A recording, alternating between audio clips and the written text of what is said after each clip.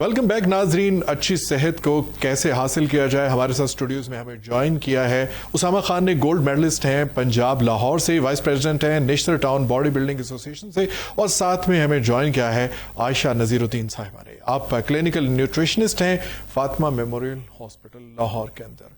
आप दोनों को प्रोग्राम में खुश आमदीद कहते हैं। और मैं उसामा खान आपसे सवाल पूछना चाहता हूं कि आप गोल्ड मेडलिस्ट हैं पंजाब से, तो किस चीज़ ने आपको इस तरफ राग़िब किया? कौन सी ऐसी इंस्पिरेशन थी कि आप बॉडी बिल्डिंग की तरफ आए? मुझे एक शौक़ था कि मैंने एक बॉडी बिल्डर बनना है, तो अल्लाह ताला ने मुझे तौफीक दी। मैं आज इस मुकाम पे हूँ। मेरे घर वालों ने मुझे साथ बड़ी सपोर्ट की, और ख़ास मेरे उस्ताद के लिए, शेख साबिर नसीर के लिए, जिन्होंने मुझे मेहनत कराई और आज इस मुकाम तक पहुंचाया। आपको कितना अरसा हो गया बॉडी बिल्डिंग के अंदर? मुझे 3 साल हो गए हैं बॉडी बिल्डिंग के अंदर, जिसमें अल्लाह ताला ने मुझे गोल्ड मेडल से नवाजा, जिसमें पंजाब सुपर लाहौर, इसमें मैंने मुकाबला पार्टिसिपेट किया और अल्लाह ताला ने मुझे इज़्ज़त से नवाजा। कौन ऐसा शख्स था, कौन ऐसा बंदा था, या कोई ऐसी इंस्पिरेशन जिसको आपने देखा 3 साल पहले या 4 साल पहले, तो आपने सोचा कि मुझे भी ऐसा ही बनना है, मुझे इस फील्ड में जाना है?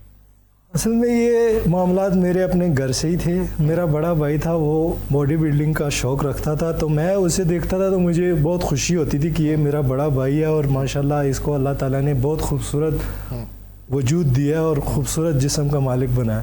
तो उसी देखा देखी में मुझे अपने भाई को एक दिन मैंने कहा कि मुझे बॉडी बिल्डर बनना है, तो उसने कहा कोई बात नहीं है, हमारे एक उस्ताद हैं शेख साबिर नसीर, उनके यहाँ चलते हैं, उनसे मशवरा करते हैं और आपको वो गेम लगवाएंगे। तो उधर से ही ये बॉडी बिल्डिंग का आगाज़ हुआ मेरा, और अल्हम्दुलिल्लाह आज अल्लाह ताला ने मुझे बहुत इज़्ज़तों से नवाजा है। शुक्र अल्हम्दुलिल्लाह, इस बात पे मैं अल्लाह का शुक्र अदा करता हूँ। अच्छा उसामा, इस सफ़र के अंदर जाहिर है मेहनत मुशक्क़त का काम है और कोई आसान काम नहीं है, मतलब लेट के सिर्फ खाना पीना नहीं होता, बड़ी मेहनत मुशक्क़त है और ज़िंदगी के दीगर मामलात भी साथ चलते रहे।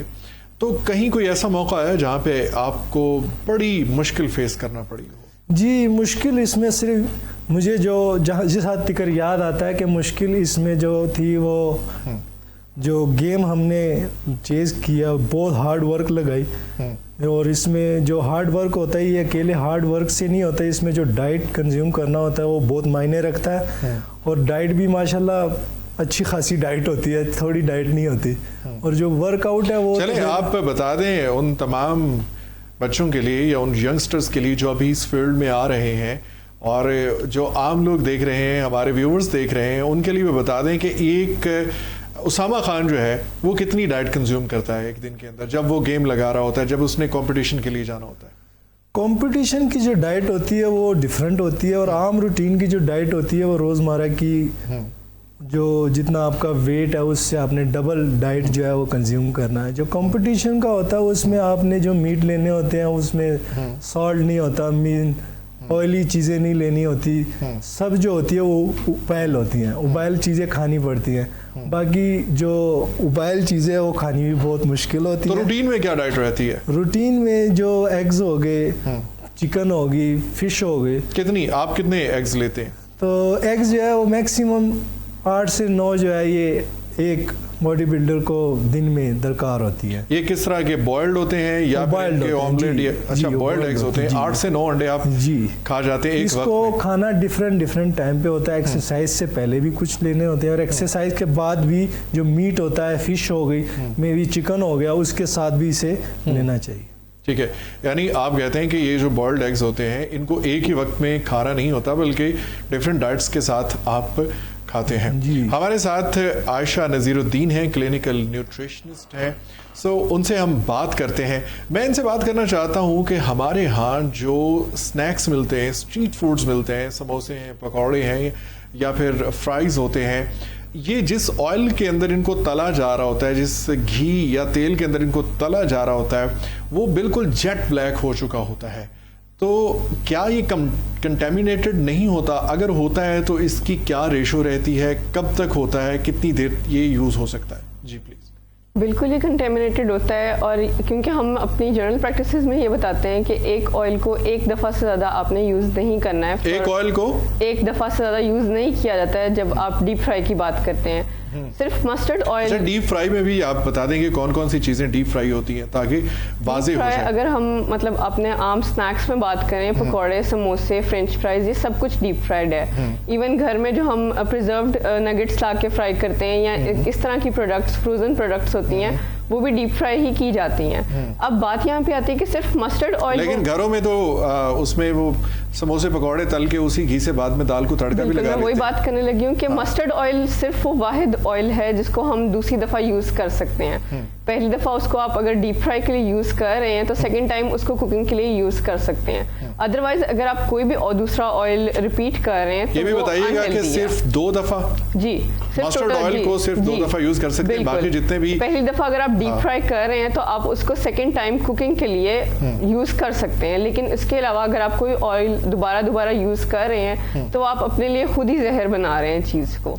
तो हमारे यहाँ तो ऐसा कोई रिवाज ही नहीं है। जो ये ठेले लगे होते हैं या स्नैक्स लगे होते हैं और ये खांचा फरोश होते हैं, उन्होंने वो काला तेल रखा होता है और उसी के अंदर मज़ीद कुछ ऐड करके उसको चलाते रहते हैं, कभी भी उसको वो वेस्ट नहीं करते। बिल्कुल, इसी वजह से जब आप बहुत ज़्यादा कंटिन्यूटी में ये चीज़ें खाते हैं तो आपको बीमारियां आपके घर आप खुद लेके आते हैं। कंटिन्यूसली आप डेली बेसिस अगर आप फ्राइड समोसे खा रहे हैं बाज़ार से लाके और फ्राइड इस तरह की चीज़ें ला रहे हैं तो वो आप खुद को खुद ही नुकसान पहुंचा रहे हैं। अल्टीमेटली ओबेसिटी की तरफ आप जाएंगे, और सिर्फ ओबेसिटी नहीं, इसके साथ दूसरे तमाम बीमारियां भी जुड़ी होती हैं। जिस तरह से आप कह लें कि आपकी कार्डियोवैस्कुलर डिजीज़ इसके साथ बहुत ज़्यादा कनेक्टेड होती हैं, और उसका रीज़न यही है। और सबसे बढ़ के मोटापा। और आजकल आप हमारे अगर इर्द गिर्द पाकिस्तान में देखें तो हर दूसरा या तीसरा बंदा, हर घर में कम से कम 2 से 3 लोग इस चीज़ का शिकार हैं कि बॉडी वेट बढ़ता जा रहा है और समझ नहीं आ रही कि हम तो वैसे तो बहुत अपना अच्छा खा रहे हैं। कंटेमिनेटेड ऑयल या घी के अंदर बनी हुई चीज़ें अगर हम मुसलसल कंज्यूम करते हैं तो उसके क्या नुकसान हो सकते हैं? नुकसानात ही नुकसानात हैं। आपकी कार्डियो डिजीज़, उसके अलावा आपकी मेरे ख्याल में, मेरे मुताबिक हर ऑर्गन को ही ये चीज़ अफेक्ट करती है। अल्टीमेटली आपको डाइजेशन इश्यूज आएंगे तो आपकी पूरी बॉडी इस चीज़ से अफेक्ट होगी। और अगर आपको भी पता है कि अगर किसी एक ऑर्गन पे अगर आपकी उंगली पे एक कट लगा हुआ है तो आपको तकलीफ पूरी बॉडी में इवेंचुअली फील होगी। इसी तरह से अगर आपको कोई एक ऑर्गन है जो कि डिस्टर्ब हो रहा है, अगर सपोज आपका स्टमक डिस्टर्ब हो रहा है, आपको इंडाइजेशन हो रही है, तो वो अल्टीमेटली आपकी बॉडी को भी स्ट्रेस आउट करेगी, आपको मेंटली भी डिस्टर्ब करेगी।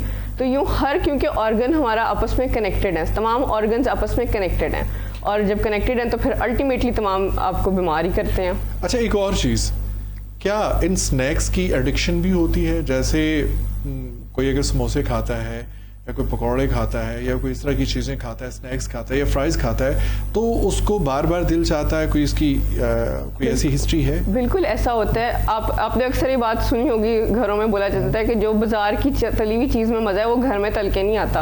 और अक्सर हमने अपनी वालिदाओं को ये कहते हुए सुना है कि जी बाजार से जो चीज़ ला के अगर मैं घर साफ तेल में फ्राई करूँगी तुम लोगों को पसंद नहीं आएगी। ये बहुत कॉमनली कही जाती है, हमारी अम्माएँ ये बात बहुत कहती हैं, और वाकई ऐसा होता है। वो कुछ हैबिचुअल हो जाती है हमारी बॉडी, हमारे टेस्ट बर्ड्स डेवलप होते रहते हैं आहिस्ता आहिस्ता उस टेस्ट की तरफ। हैबिचुअल होने के बाद वो चीज़ एडिक्शन की तरफ चली जाती है। मतलब साफ सुथरी चीज़ें हमें रास नहीं आ रही फिलहाल, कंटेमिनेटेड चीज़ें खा के। अच्छा, तो मैं बात करूँगा उसामा खान आपसे कि बॉडी बिल्डिंग के अंदर आपको लीन प्रोटीन चाहिए, लीन बॉडी चाहिए और आपको डाइट अच्छी चाहिए, तो उस अच्छी डाइट का हुसूल कैसे मुमकिन होता है? क्या आप भी बाज़ार से ये सारा कुछ खाते रहते हैं या फिर स्पेशली आप घरों में तैयार करते हैं?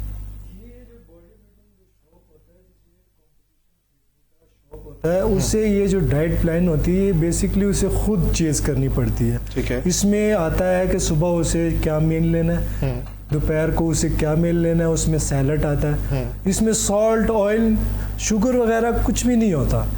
ये होती है उबाली चीज़ें। सब्जी है अगर उसे भी उबाल करके खाना पड़ता है, मीट है उसे भी उबाल करके खाना पड़ता है। समथिंग जो भी इसमें आता है आपने वो सॉल्ट और ऑयल के बगैर ही यूज़ करना होता है। तो आपको लीन मसल और फाइबर जो बॉडी में आते हैं वो अगर चाहिए तो आपको इन चीज़ों से इज्तनाब करना होगा, और ये चीज़ें जो होती है ये बॉडी को सूटेबल नहीं होती। तो इसलिए जो ये मील्स है इन्हें परमानेंट खाने के लिए ना आपको केयर करनी पड़ेगी, हर चीज़ से इज्तनाब करना पड़ेगा। अच्छा आयशा साहिबा, प्रोसेस्ड फूड हम खाते हैं, डिब्बों के अंदर टिन पैक फूड जो हमें मिलता है, और बेकरी आइटम्स, क्या ये भी हमारे लिए नुकसानदेह है? बिल्कुल, कोई भी चीज़ जब आप ज़रूरत से ज़्यादा इस्तेमाल करेंगे तो वो अल्टीमेटली नुकसानदेह ही है आपके लिए।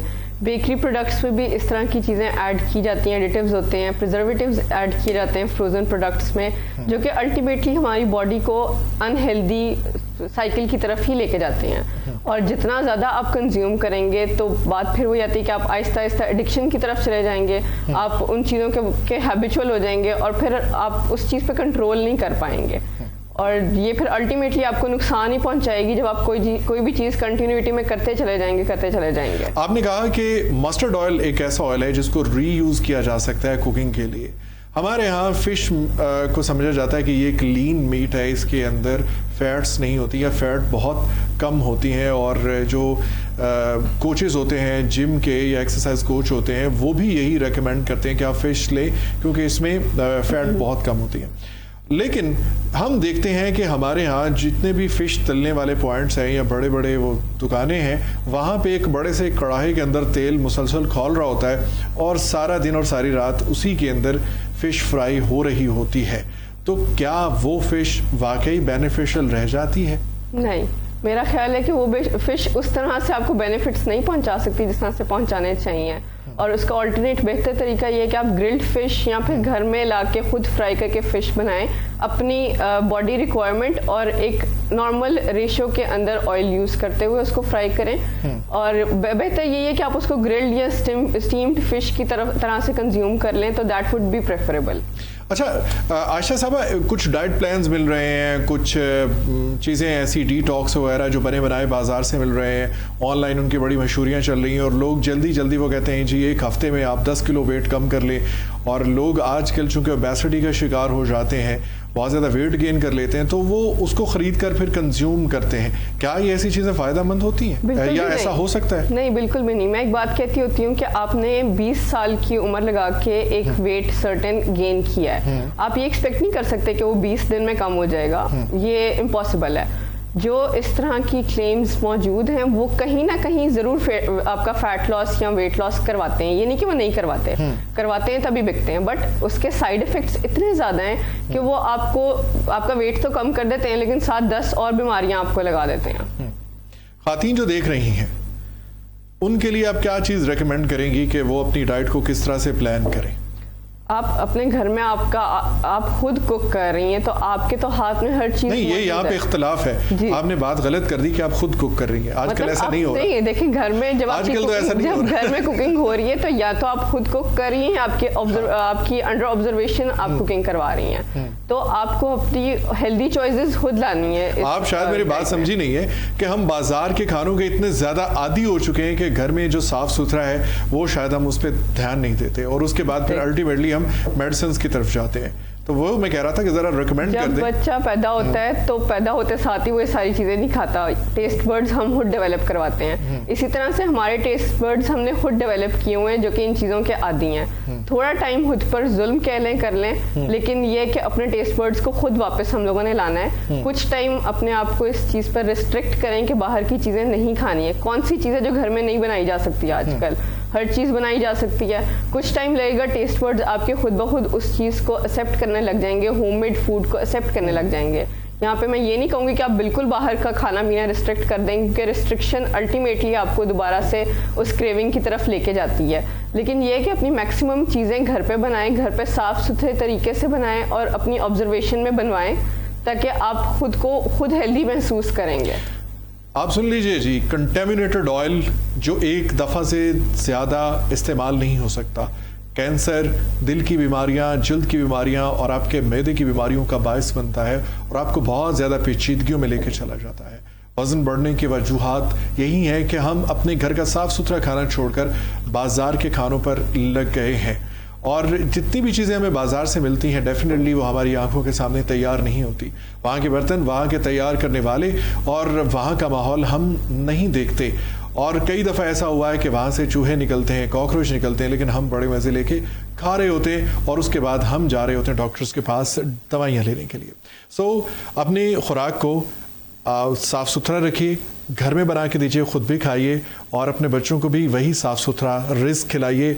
और इसके साथ साथ एक्सरसाइज को मश्क बनाइए, अपनी वर्जिश को अपनी ज़िंदगी का हिस्सा बनाइए ताकि आप बेहतरीन ज़िंदगी और खुशगवार ज़िंदगी की तरफ वापस लौट सकें। और जितने भी दुख दर्द हैं, जितनी भी परेशानियां हैं, यकीनन ये हल होने वाली हैं। हर एक रोशन दिन की शाम होती है और रात के बाद सवेरा होता है। मुस्कुराइए, दुनिया के सारे गम आपकी मलकियत थोड़ी हैं। दोबारा इसी प्रोग्राम में फिर से मिलेंगे। अपने मेज़बान अल्ताफ़ सुमरो को इजाज़त दीजिए। आपका मेरा पाकिस्तान का, अल्लाह ने के पान।